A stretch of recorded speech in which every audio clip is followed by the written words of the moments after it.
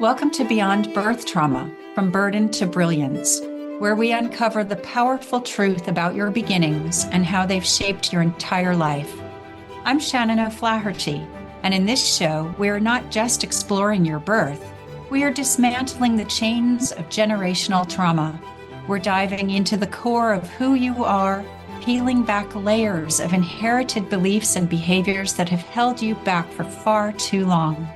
This isn't just about understanding your past. It is about reclaiming your future. Get ready to break free.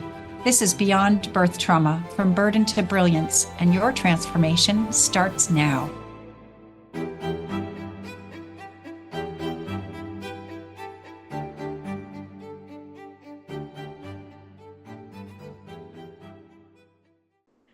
Hi, welcome to Beyond Birth Trauma, From Burden to Brilliance. I'm Shannon O'Flaherty, and thank you so much for joining me on this episode. Today, I'm so excited that we have Corinne Andrews here with us. She is a life coach and is the co-owner of Shraddha Yoga and Birthing Mama. She's the lead teacher of 100-hour yoga immersion, 200-hour, and 300-hour yoga teacher trainings, and 90-hour prenatal and postnatal yoga and wellness teacher training. She's also certified as a life coach, offering sessions through Trust Therapeutics with the teachings and practices of yoga as the base for her offerings. Corinne is also a published author of the book Birthing Mama, Your Companion for a Holistic Pregnancy Journey. Her yoga classes draw from the decades of committed practice and study and her relationship with her spiritual teacher, Guruji Ma, and her aspiration to live yoga through a life surrendered to divine consciousness. She loves being immersed in nature, hiking, creating in the kitchen, and sacred time spent in India each year. She is the mama of two brilliant teens and the sweetest dog who she considers to be her greatest spiritual teachers. She offers private one-to-one yoga life counseling sessions, weekly yoga classes, immersions, teacher trainings, mindful grieving yoga therapy classes, local retreats, and pilgrimages in India. And her Birthing Mama, that's with Shraddha Yoga org. And her Birthing Mama org, she offers one-to-one and group prenatal and postnatal yoga for couples preparing for birth, an online asynchronous 90-hour prenatal and postnatal yoga and wellness teacher training, and the book Birthing Mama, Your Companion for a Holistic Pregnancy Journey. Corinne, I'm so very happy to have you here. And do you have a copy of your book with you? I do. Yeah, let's see. Can you hold it up a little?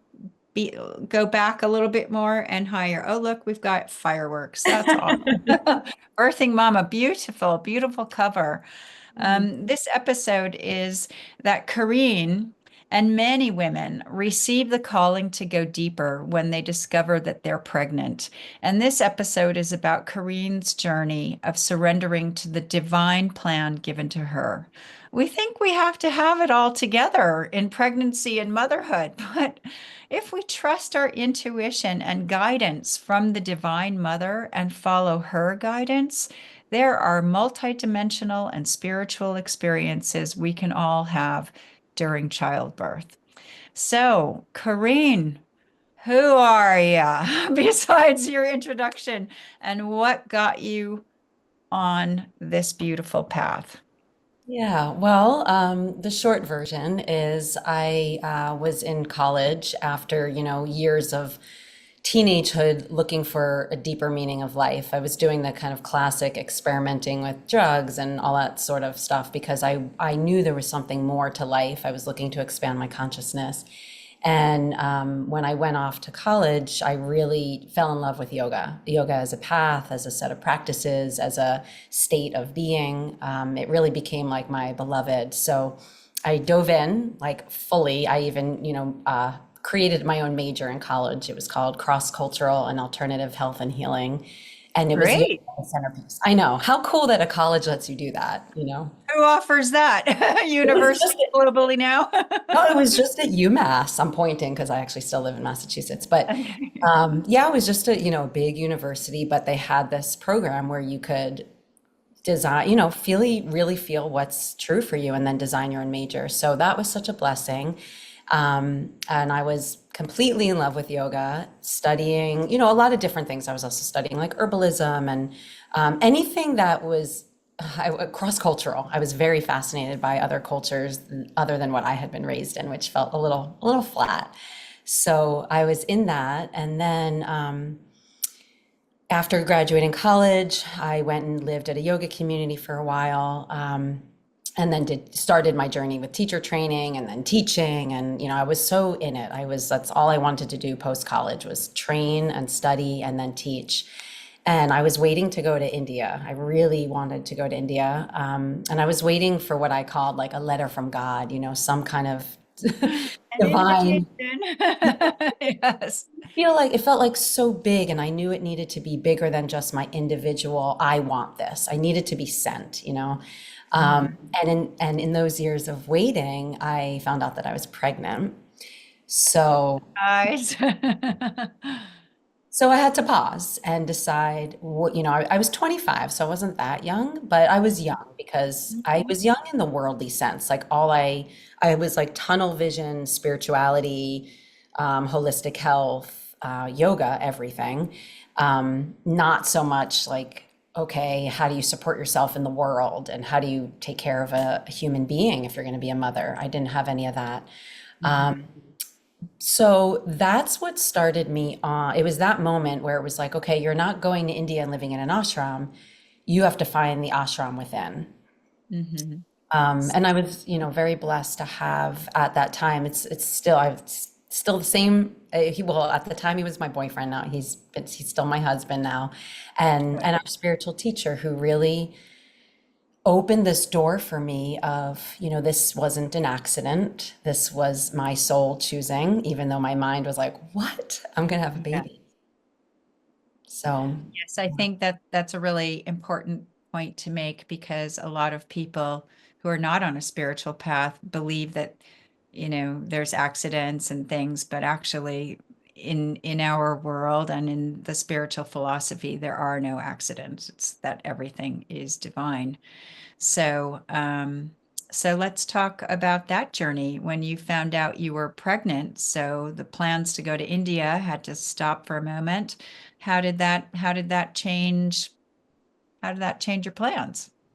yeah, well, I really started to see, okay, this pregnancy is a practice just like any other yoga practice.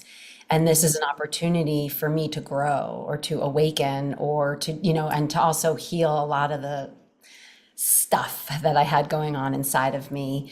And to put it in a nutshell, it was really like I had this choice. I could follow a path of fear, or I could follow a path of faith and trust and surrender.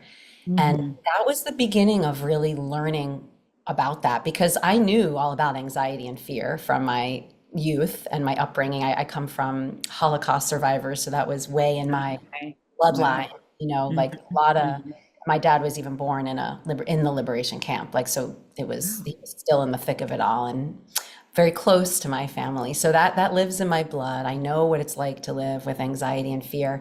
And this pregnancy was like this, it was like a pilgrimage into myself and into every moment is a choice. Are you choosing freedom and truth, surrender, or are you choosing fear and self-protection and control? Thank you for saying that because I really want our listening and viewing audience to really hear that everything is a choice. As humans, we all have emotions. Our emotions are real. Don't judge them. Feel your emotion without judgment. Feel it, and then if it's not comfortable, get out of it as soon as you can. Because the minute after the emotion, the minute after you go, yeah, I'm feeling this, whatever it is, good, bad, or ugly. Everything after that is a choice. How you're going to respond to that emotion, how you're going to act on it or not act on it, how you're going to feel, how you're going to choose to feel. Am I going to choose to stay in this and be upset, or am I going to choose to go, okay, let's cancel this. I own what I feel. I feel it. Let's move on. So that's a very important point. Thank you for raising that. Yeah, and I love what you just said, and it's so true. And I think during pregnancy, we become much more raw and vulnerable, more emotional, even just from hormones, We're So walking hormones. yeah, we're like a walking basket case in a way. And yet we're also in this radical process of transformation. I mean, even just physically, you are radically transforming. A human being is growing inside of you. I mean, what's more radical and transformative and change, constant change than that? So for me, it was like, okay, if this is so radical as far as transformation and growth and change, and emotional, yet also I have choice, there's some agency. If this is all happening physically, then why not take it in on every level and like make it its own practice, its own spiritual path, really? So That's beautiful. That's really beautiful. yeah, and it doesn't mean there wasn't, I mean, I struggled a lot. There was, I don't want to make, even the birth, I mean, the birth was, um, it was a beautiful home birth, but it was also 30 hours-ish. I had extreme back labor. So the sensations were extreme to the point where I kind of lost my mind and, was asking to go to the hospital. And I had an amazing team of midwives and they really ushered me through this portal. But it was a portal where I had to meet like the deepest, almost like the darkest demons inside of me. The fear was so immense because I was in so much physical pain because of the back labor and some other Oh, complications. you said back labor, Yeah, not because the baby was vaginal posterior. labor. No, back, posterior baby. So the head, if for anybody who doesn't know, any listeners who I don't, don't know.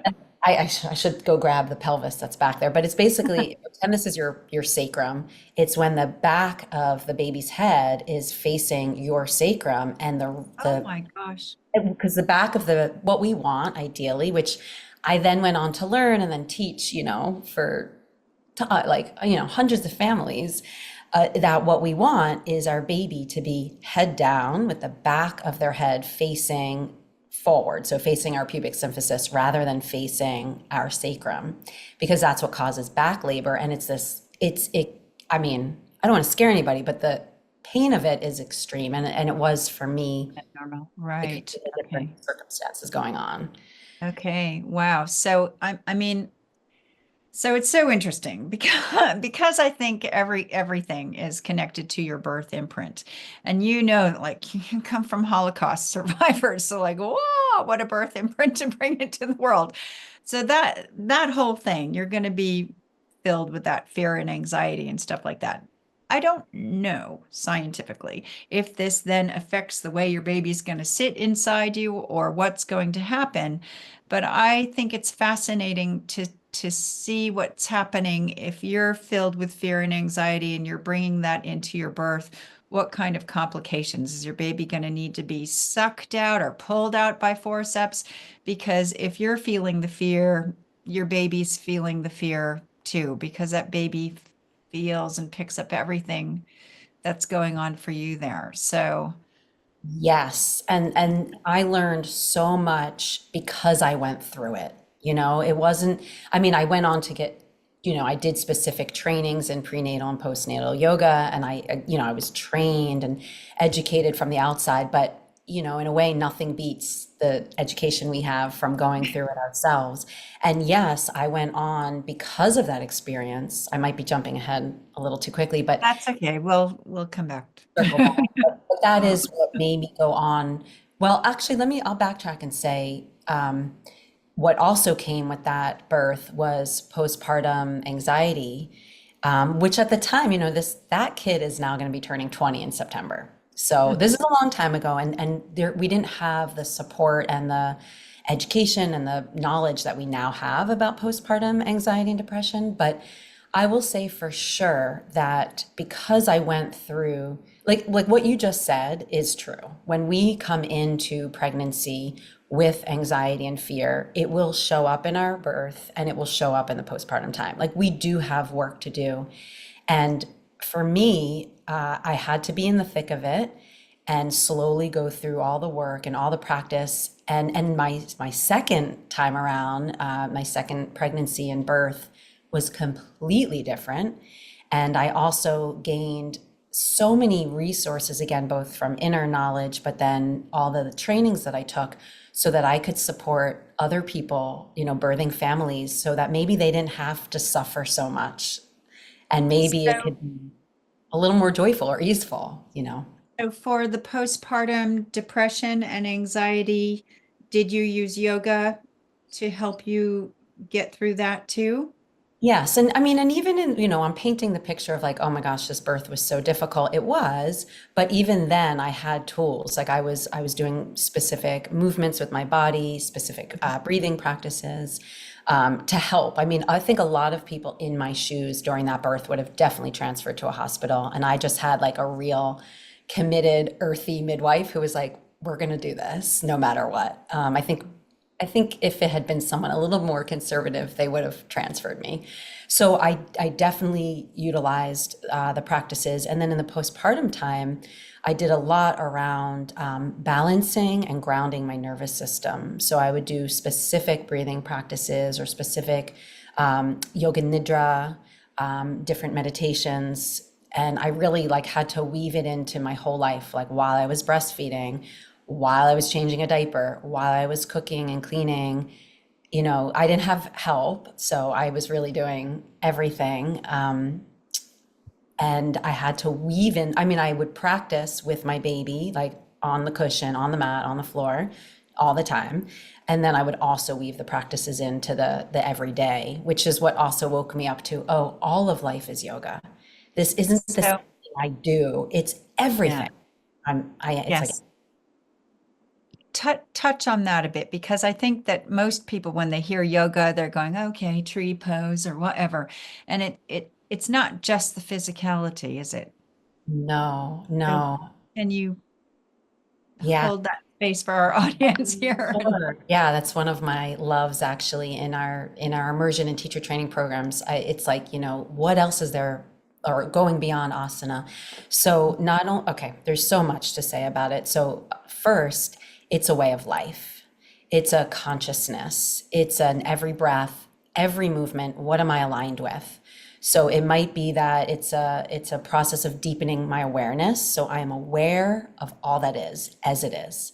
It's a practice of learning to accept all that is as it is. It's a very deep practice of surrender and of looking to yoke or yuj or come into union, which is what yoga means, my individual self, my personal self with the divine will or divine consciousness or God or goddess or vastness or source, whatever name you like to call the one by.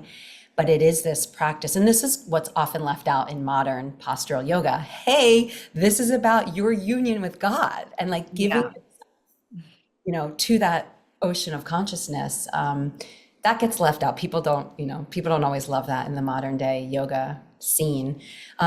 So that's like the essence of it all. And then there's countless texts and countless traditions, and they all teach something a little different. So, you might be drawn to more like classical tantra or hatha or, there's so many different texts that we look at in the yoga traditions. And they're rich with teachings, everything from the Vedas to the Upanishads to the Puranas to the Yoga Sutras to like Tantra Loka. I mean, it's endless. Bhagavad Gita, it's endless. So there's all of that, and then there's the like, okay, what are we doing? What kind of breathing practices are we doing? What kind Mhm. of visualizations or meditations are we doing? And then yes, we're engaging our bodies in postures and movement, but it's only one part of it, really. Well, it's interesting because I started yoga many years ago, quite late to yoga. I don't think I started until I was in my 40s. I'd gone to the odd class here and there, but I was so bored and I couldn't be still in anything. And then I took up hot yoga, which was Bikram yoga back then before he was found out to be the baddie that he is. But those Yeah. lectures in that class was so hard. And being a bit of a perfectionist, just not so much anymore, but wanting to get it right, especially alignment and stuff from all the years of dance, that I found in trying to get into the posture in the proper alignment and then to hold it that's where the stillness and that's where the yoga and the head stuff came in, and then the surrendering and this dance with my body in a whole new way. And I thought, oh, okay, so like resistance, you find out about resistance in a whole new way, kind of Yeah. physically moving through you. And I was like, wow, all right, this is a whole other level of spirituality that people maybe don't think about yoga as a spiritual practice because they're going to stay fit. These days, it's about fitness and health. However, it can take you there.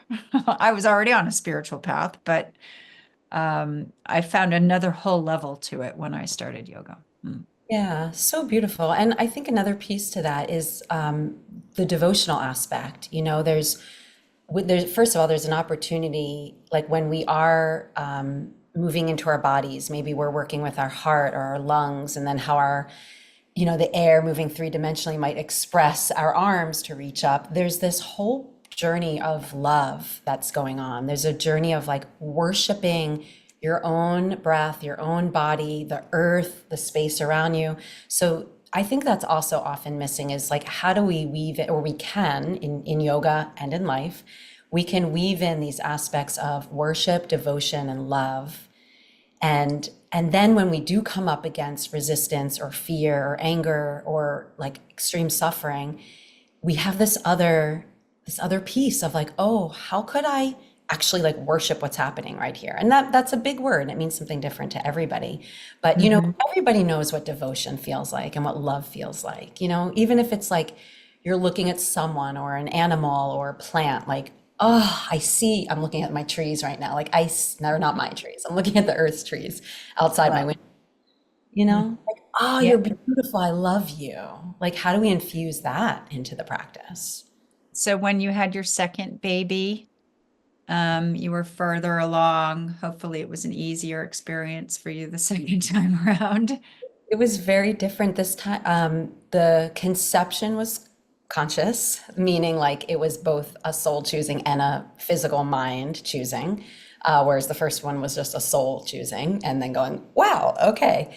Um, so there was a different consciousness around it. There was intentionality around it. Like we knew this first baby needed a sibling, and we were open to welcoming in another soul, and then a body. So it was and that was the time when I was pregnant with that baby. Totally different. I would go to the woods. I mean, I was always into hiking and nature, but that's when I really fell in love with the Divine Mother. I would be out in the woods and I would hear, like, she would speak to me. She would tell me things. That's where I got the inspiration to create the online pregnancy program, which then later became the book. I had already been teaching, so I was teaching regular yoga before the first child, and after that first child came, I started teaching first postnatal yoga and then prenatal yoga. So by this second baby, I was so in love with prenatal yoga, postnatal yoga, and supporting people, even in the hardest moments, to see it all as opportunities for transformation and growth and waking up to who we are. I use the slogan, grow your baby, grow yourself. Oh, I love that. And in postnatal yoga, I mean, I didn't know about any of this back in those days, but in postnatal yoga, do the mommies have the babies with them? Yeah, I actually called it zoo baby yoga, and it could be mamas, papas, grandparents, caregivers. And it's a zoo because you have a room. These classes were really well attended there was like 10 years where I was really, really focusing on this. And then after that, I was still teaching it, but I had taken on other things, so I wasn't doing it as much. Well, it was actually probably 15 years of fully focusing on that. But yeah, it's a zoo. There's like all these babies, and sometimes they're crying and everybody needs something different. So we're weaving the practice into whatever is as it is. Somebody might have a baby on their breast and they're spinning to the side and breathing deeply. So, Wow. and we would chant Om, and then everybody would get silent. Like the babies would all stop crying when we would just Oh, chant. I've seen that. It's amazing. And now what I've just seen on TikTok or something is a mother who's obviously a dancer and she's got a young toddler like a 2-year-old or something, and she's dancing with the baby and kind of swinging her around by one arm and around her and rolling her over her body, and the kid is totally into it. And I thought, oh, here we are, like with these precious babies, treating them so gently and everything. And babies, well, they're made of rubber, I think. Otherwise, we wouldn't make it to adulthood. I mean, And we did, we would do practices that would help to soothe their nervous systems and encourage digestion. We did do all that kind of stuff. There's specific like developmental practices I would weave in. There would be bonding experiences we would weave in. And then yeah, sometimes, they're on your hip or you're wearing them in a carrier and you're moving and you're doing all this free movement, for example, and they love being a part of it. Like they were part of it. That was also something I love so much, or was and is something I love so much. These communities would form because you'd show up in your pregnancy and we'd meet once a week. We always start with a sharing circle in both prenatal and postnatal yoga. So everybody's very real, like the raw, the ugly, the pretty, the confusing, the beautiful, all of it comes out. And we go through this pregnancy together. The baby is starting their yoga journey in utero. Like they're experiencing everything in the womb. Like they're not separate from, no. who's carrying them. So they're already practicing yoga beginning in utero, and then they come earthside, and then the same community, there we are all together in the postpartum time. Then then eventually I started toddler yoga classes so that we could keep going. Wow. And then, we just kept it going for a while. So these communities, people would, really find a village within, because a lot of us don't live in villages and don't live in communities, and then we're isolated and alone and struggling. And so this was its own little village, its own little community, these prenatal and postnatal circles through, Especially, yeah, when you're a young mother, you need support. You need other young mothers in your same phase of life and other people going through the same kind of stuff that you are, and more than just a coffee clutch somewhere. You need to have a sacred gathering and support like that. I can't say that I had a sacred gathering or support like that. Um, Yeah, a lot of people you don't, have and that's other, what it's was a that? just gonna say a lot of people don't, and I think that was also part of this mission is, and like you said, like not just like women sitting around and bitching about stuff, because that actually doesn't ever help, but like to bring it all back to a sacred container, help create meaning and purpose, or deeper understanding about a difficult situation, not just to complain about it. That doesn't always work. Yeah, absolutely. So, because we're all longing for depth of fulfillment, and the converted people know what these philosophies mean, but to keep it from being too woo-woo, we want to talk about some of these concepts. So, Corinne, can you talk to us about Dharma and what is it and what does it mean? And talk to us about roles and masks versus guidance and some of the other things that you've spoken about. Whether you've spoken about them on this show, I'm not sure, whether a conversation before the show, but I'll hear about it now. Yeah, yeah. Well, to keep it simple, Dharma is really about who are you and living a life from the depth of your soul, the depth of yourself with purpose. And it's not something you think about with your mind. It's like comes from a deep knowing, and you get brought to it. So, and then you make choices in your life that either bring you further away from Dharma, like repeating karmic patterns of habit and addiction and roles, or you make choices that bring you closer to your Dharma, which again is this life of like kind of why you took birth, who's your true self, what are you here to be, to bring, to do. And what happens is most of us get caught up in all the roles that we play, whether it's I'm a mother, I'm a daughter, I'm a sister, I'm naming myself just to, because it's easy. I'm a mother, I'm a daughter, I'm a sister, I'm a wife, I'm a very good friend, I help people, I'm a yoga teacher, I serve. But even in that, you can get caught. I can get caught into the role of what a yoga teacher is or what a yoga teacher does. But who I am is not a yoga teacher. I mean, that is part of my dharma for sure. Do. Yeah. Yeah. Also, like, Shamanically, we have an exercise where we call it burning labels, which is the same thing as burning roles and masks. And because the shamanic philosophy is about non-attachment, that we're just here on this journey through life and hopefully experiencing it with joy and love.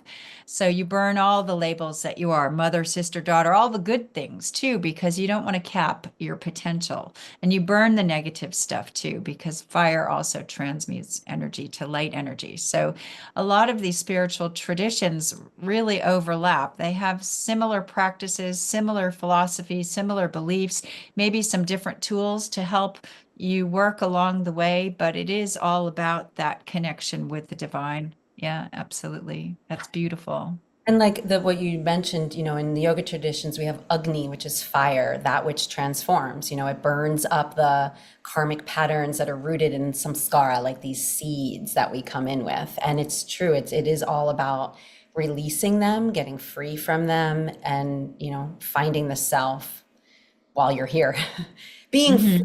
to be the self. So, Hmm. and it can be very, when we are raising children, it's all encompassing. And I hear a lot of people say, like, oh, I can't live my dharma or I can't have a spiritual life. I'm bogged down in motherhood. And I want to say, but all of life is spiritual life. All Yeah. of life is yoga, including all the, like, oh, I'm washing the dishes again. I'm making my kid a snack again. Oh, I'm in pain or I didn't sleep. It's all part of the process of waking up. It's Mhm. all life is yoga, all of it. It is. And I mean, motherhood is all encompassing because, you don't just get a baby for Christmas, do you? You get it for life.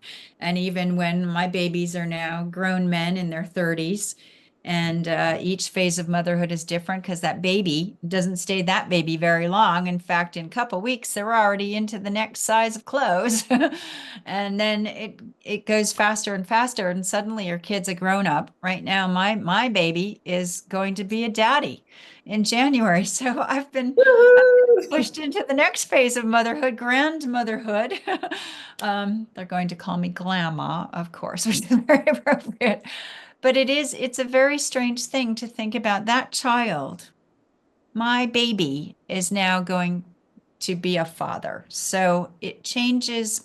I'll always be his mother and he'll always be my baby, but it changes the dynamic and it changes the relationship because I can't mother him in the same way. I simply cannot. I mean, he hasn't been a child for a long time, but still the way you mother your adult children, you're still mothering them. It's a different way. So Mm. each phase of development in all of our journeys is another chance and opportunity to dive on in and see what's coming up because it's not always unicorns and rainbows each new phase, is it?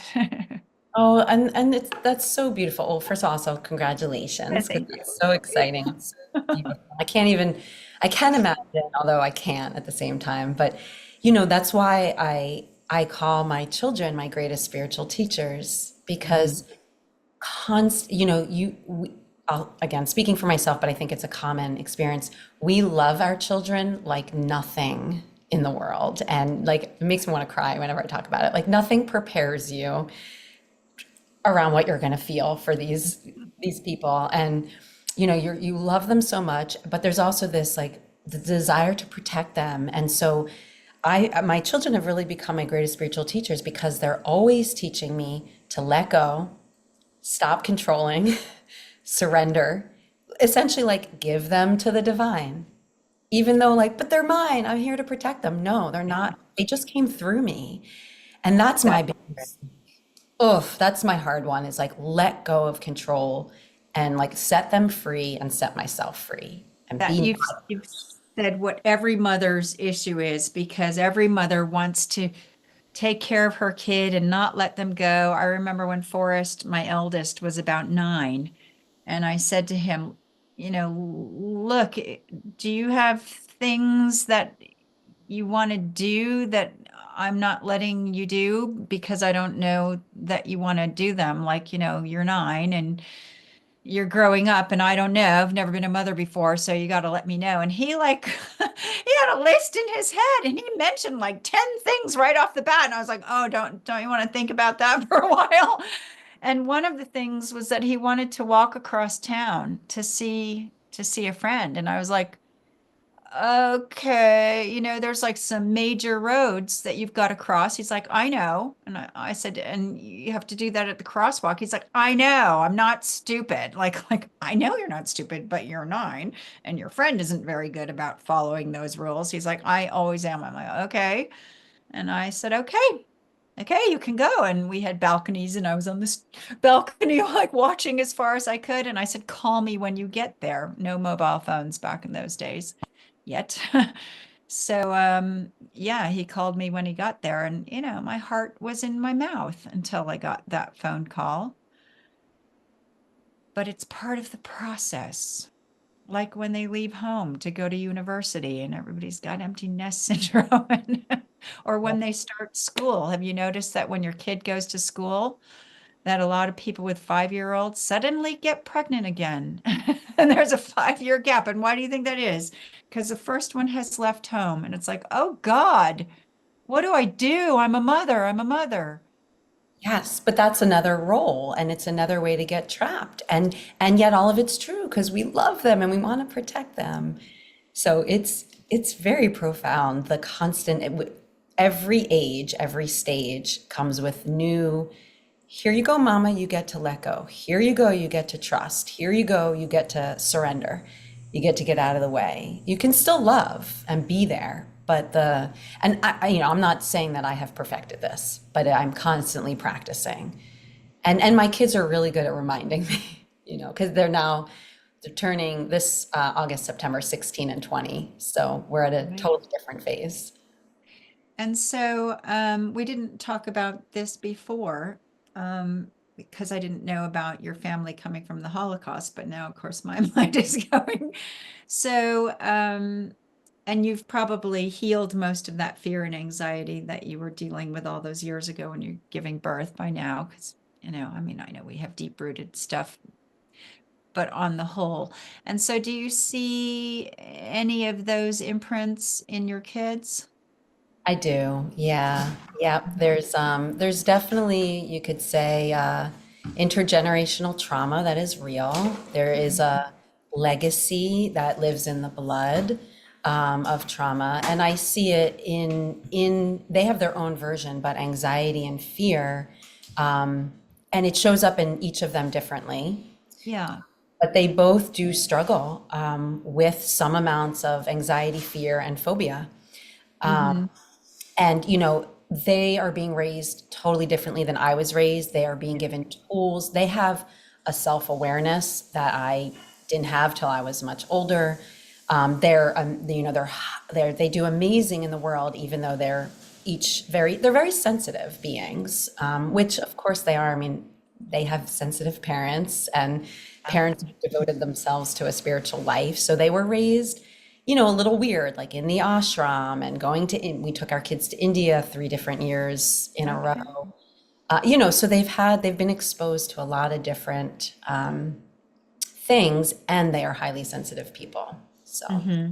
Hmm. yeah, so I do see it in them. And, there's a lot in me I had to go through. Oh, if I had only healed these things before having babies, or if I knew then what I knew now, what I know now. And again, not that I'm perfect because I'm not, I'm still growing. I still have a lot more to come. But yeah, but I also trust that each child, each soul chose to come right at the moment that they were meant to come. This is also part of that dharmic path. And what you were Hmm. saying earlier, like there's not an accident, there's not a mistake. They each came when they did, and they're each an individual being on their path of evolution, waking up as well, And they have, their set of karmic imprints that they're dealing with, for sure. I Yeah. think it's amazing that you took them to India.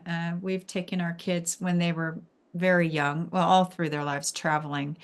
And I think traveling is just one of the best educations around for anybody of any age, actually. But when young children, especially in their formative years, are taken traveling and they see, for instance, extreme poverty that they wouldn't maybe see where they're being raised, or they see, I don't know, whatever, different cultures and have different experiences, that becomes part of their whole expansive way of viewing the world because they don't really have anything else to compare it to besides their own reality. And I had a lot of that growing up because my parents took us traveling. So there's this kind of what I've noticed with people, kids who are international, an expanded awareness to begin with, even before the spiritual path starts. It's like something else they see beyond what's just given to them somehow. Maybe that's just my experience of witnessing my own children. No, I think for sure, I know that my kids have been shaped by the way we raised them. Whether it was like they spent a lot of time in nature, whether it was they were literally raised like in an ashram and, well, coming and going from the ashram. We didn't live in one and it was here in Massachusetts, but also Okay. we run a yoga community. And had a yoga center and they were just in it all the time. And, not that they're necessarily choosing it as their own way, but it's like a part of them. It's part of their cellular makeup at this point. It is just part of who they are and it has shaped them. And I'll be curious to see as they get older and I back off even more and not say like, hey, did you meditate today? I still bug them about doing practice and taking care, or like, did you go to the woods today? I think even more as I back off and they get older, I think it's just going to be a part of their lives and who they are. Mhm. Mhm.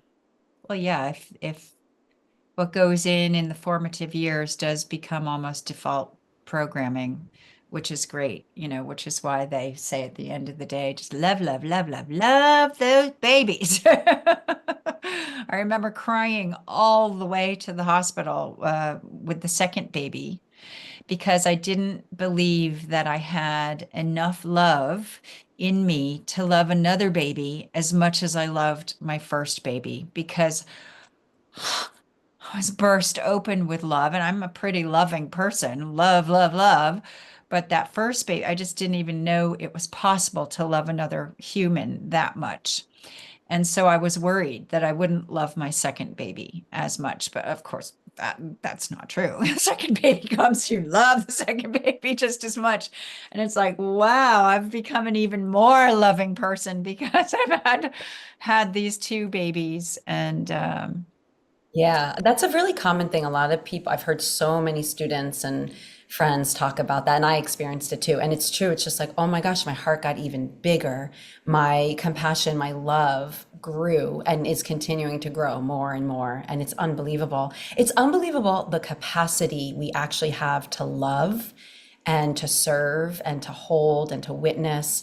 It's so much, we have so much more capacity than we realize because often our thoughts bog us down of like, I'm anxious, I'm scared, I'm overwhelmed, I'm sleep deprived. But we have a lot more capacity when we do take the time to, I would say, center into our hridaya, like our spiritual heart, you know? so how was that with the post? I know we're kind of jumping back and forth a little bit, but how was that with the postpartum depression, knowing what you knew at the time and knowing that you kind of knew what was going on, but you were in it also. So how did you Yeah, I mean, those? in that for with that first baby, I really had to go through moments of struggle in order to know what I now know. And in the second child, it wasn't like that at all. So, Mhm. and they're only 4 years apart. But at the time, it was like I went in and out of knowing. Like when I was in it, like I knew, okay, I'm really out of whack because I'm up all night breastfeeding month after month after month after month, and I'm on all day month after. Like I was cognizant of what was going on, but I was also not in a way because I was like in a cloud, and I was dealing with some resentment and anger, I went through a phase of like feeling like I got talked into doing this somehow. Like, did I really, like, I didn't take ownership of like, I chose this. Mm-hmm. It's like a life I'm creating. Because there was a handful of months of being really off, but then it was like, okay, I do know. And again, the knowing grew over the time, Mm-hmm. but the seed of knowing was there, and I would come in and out of awareness of what was going on. And then I did, more and more and more, I kept reaching for my teachers, for my supports, for the divine, for any kind of practice that I had space for. And that eventually, like, took me out. And, and my husband is like very much on a spiritual path with me. Like, Mm-hmm. we were in it together. Again, having a guru in the body. I mean, I have various spiritual teachers and various gurus over the years, but we do have one that lives right here that we were able to see and have her support. And honestly, without her immense love and commitment to serving the divine and supporting us, like, sometimes I'm like, would I even be alive without that kind of spiritual support that I have had? I like owe my life to her, to divine love, and to like the path, really. It's so important to be heard and to be received and to be met where you're at, free from judgment, and then even better to have some words of wisdom given to you to either reframe something or just change the energy of something, because a little bit of awareness goes a long way. And that's the whole point of this show, is to share our stories with other people, to let y'all know that we're not alone out here. Women particularly are very good at isolating, and we need our sisters, we need our community, and we need to share what's been going on. We need to talk about the stuff that nobody's talking about, because otherwise we're more isolated and feeling more alone in this. So we have about 7 minutes left, I'm guessing. Could you give us a lovely guided meditation, touching into, I don't know, whatever you want to do, for about 3 or 4 minutes, and then we'll end things.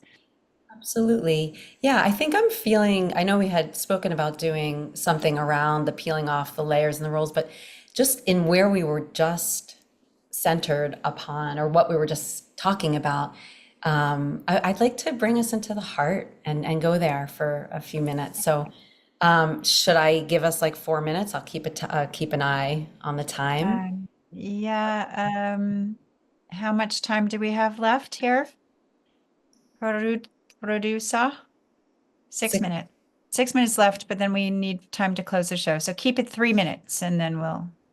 Okay, good. So if you feel comfortable, close your eyes. And if that feels like too big of a shift, if you've been looking outwards, just stare at a single point. So either your gaze focused on one single point out in front of you, or close your eyes.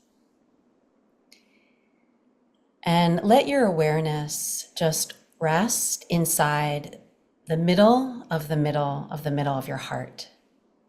Imagine there's like a cave inside, yes, your physical heart, but as we know, we have a physical heart, an emotional heart, the mind or the thought of heart.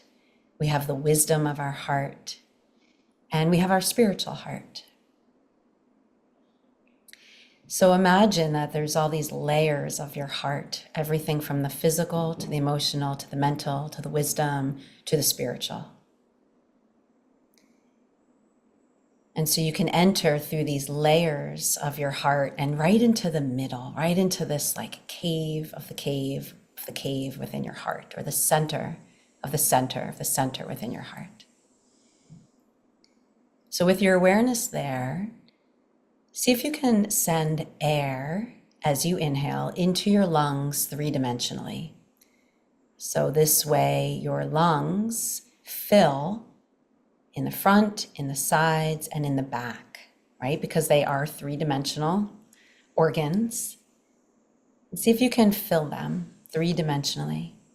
As your breathing diaphragm releases down, you make space for your lungs to expand.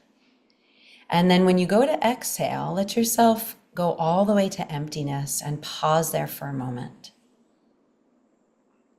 And just try this a few times. You're letting yourself receive the gift of an inhale. You don't have to pull it in, you don't have to take it. It will come to you. Just like your dharma or your purpose will come to you. So you're letting yourself become full, your lungs expand, your heart is being cradled by your lungs. And when you exhale,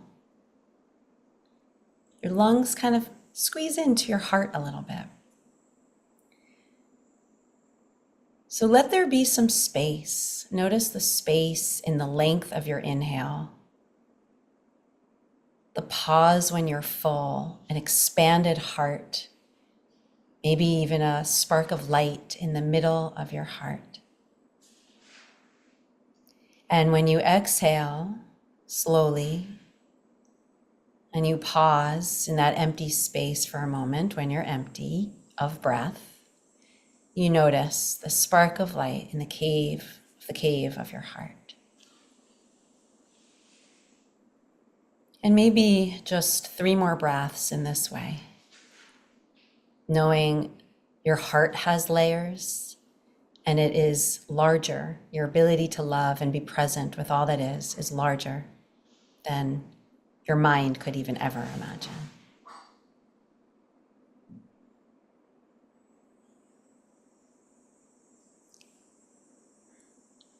So obviously we could go on, but that's a quick taste.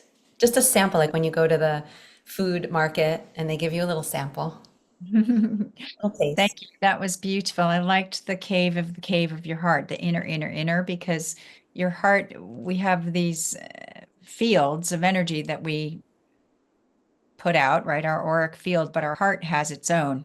So there is like an inner, and lots of different energy fields going on all around. And I loved that filling up your lungs, like feeling my back expand too, to really get that. That was really beautiful. Thank you. I forgot to have you say where people can find you. Tell us your website. Yeah, so it's shraddhayoga.org and also birthingmama.com. Okay, and thank you. And you can look on the Transformation Talk Radio website to see all of Corinne's detail too. And if you want to work with me, you can find me on shannonbtb.com or shannonoflaherty.com. So we have 2 minutes. And if you want somebody to take away anything from today's lovely discussion, Corinne, what would you have people leave with? I think I'd say that everything that happens to you in your life, including your pregnancy, your birth, however it happens, and your journey of motherhood or whatever else it is that you're going through, all of it is here for you to practice surrender and trust, finding something that you can have faith in. And then letting that kind of love, which I often call divine love or divine consciousness, like this choice to surrender and have faith in what is larger than you, have faith, surrender to that divine love, that divine consciousness, or the river that's going to carry you, and let it carry you. Because we don't really know. I mean, we have knowings, but we are being held and we're being carried by some much greater, deeper force of love. And maybe you could try surrendering to it. That's beautiful. I mean, it's really good not to have the crystal ball to look forward because you're in this place with this perspective now.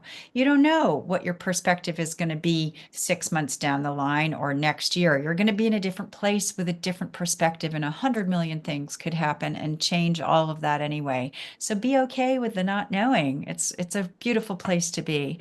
Corinne, thank you so much for your beautiful words of wisdom, sharing your birth experiences and your yoga journey as medicine and divine connection. It's been such a joy to have you here speaking with us today. Thank you. So much for having me. Thanks, everybody. Love y'all so much. See you next time. You have been listening to Beyond Birth Trauma, From Burden to Brilliance with Shannon O'Flaherty on Transformation Talk Radio. On the second Tuesday at 10 a.m. Pacific Time, we connect the dots between your ancestors, your birth, and the patterns that keep you stuck. guiding you to a place of profound healing and unstoppable brilliance. By examining and healing your cellular imprint from birth of how you perceive and respond to the world and the challenges that are created in your day-to-day life, we can begin to heal and live more balanced and fulfilling lives. For more information, visit shannonbtb.com. That's shannonbtb.com.